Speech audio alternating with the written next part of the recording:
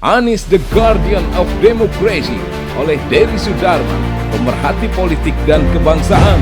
Anies ditinggal sendiri ketika kalah di Pilpres. Kendaraan partai-partai pendukungnya itu berlarian takut dijemput sakaratul maut, kematian. Yang satu bak puntung sampah rokok yang sudah habis jadi abu yang diterpa angin tiupan mulut pun menghilang, gone with the wind. Atau yang lain, kaki-kaki rodanya buntung tak bisa bergerak, the Dead Barrelage Party. Maka partai-partai itu sungguh betapa sangat memalukan dan memilukan, bubar begitu saja tanpa kelaikan dan keadaban, penghormatan, apalagi kehormatan kepada publik. Tak ada pilihan lain, partai-partai itu tak lebih baik kemudian hanya menjadi bunglon, berubah berbalik arah bergabung dengan habitat koloni partai pemenang pendukung pragib yang gila dan ambisi serta rakus dan serakah akan kekuasaan. Kemenangan yang diraihnya sesungguhnya didapatkannya secara haram, dipenuhi kecurangan, keculasan dan kelicikan, alias tak diridhoi oleh Tuhan Maha Pemilik Kuasa. Bahkan pula kuasa suara hati, Vox Populi, Vox Dei. Jadilah mereka disebut partai anomali propagandais, alias corong penyiar kebohongan dan pembohongan politik publik. Niscaya akan jadi partai buangan, karenanya kelak akan menjadi partai terbuang, atau pantas juga disebut partai pengkhianat rakyat. Tak apa, bersyukurlah sendirian ditinggal oleh partai-partai anomali itu.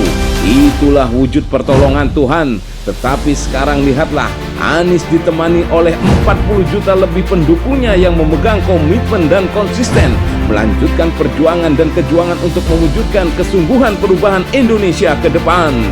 Dan Anies bersama 40 juta pendukungnya lahir dari rahim empati partisipasi elektoral bersahaja pengikutnya itu adalah sungguh incredible, sangat luar biasa, di luar nalar, kecuali hanya kehendak dan kuasa Tuhan yang menjadikannya.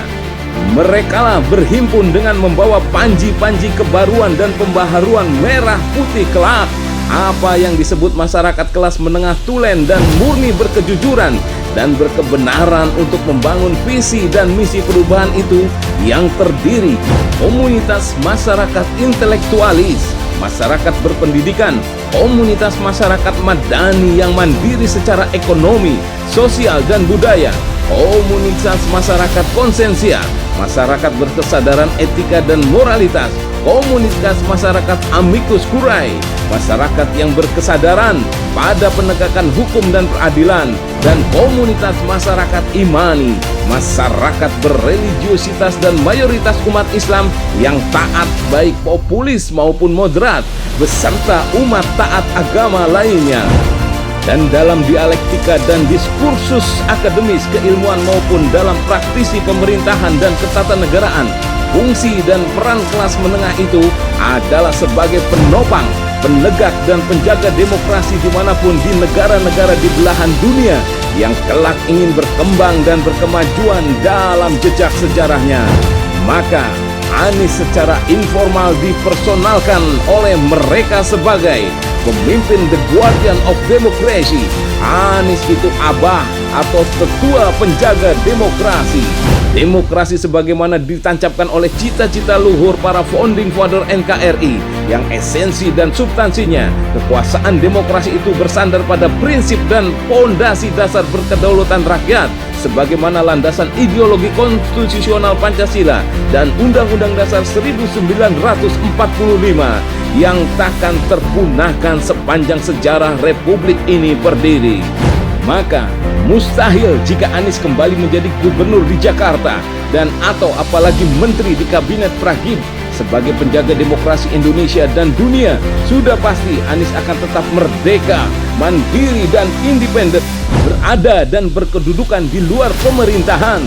Implementasi pergerakannya akan melawan dan menentang segala bentuk supremasi kekuasaan kediktatoran, oligarki dan politik dinasti.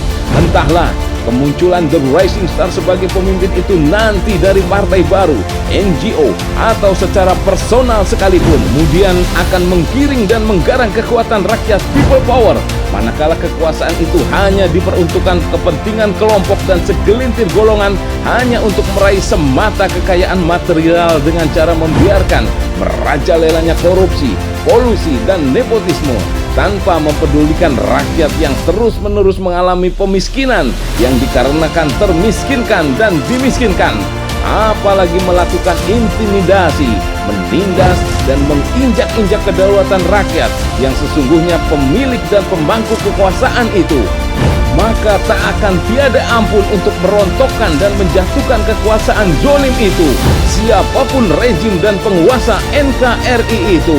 Wallahu a'lam bishawab.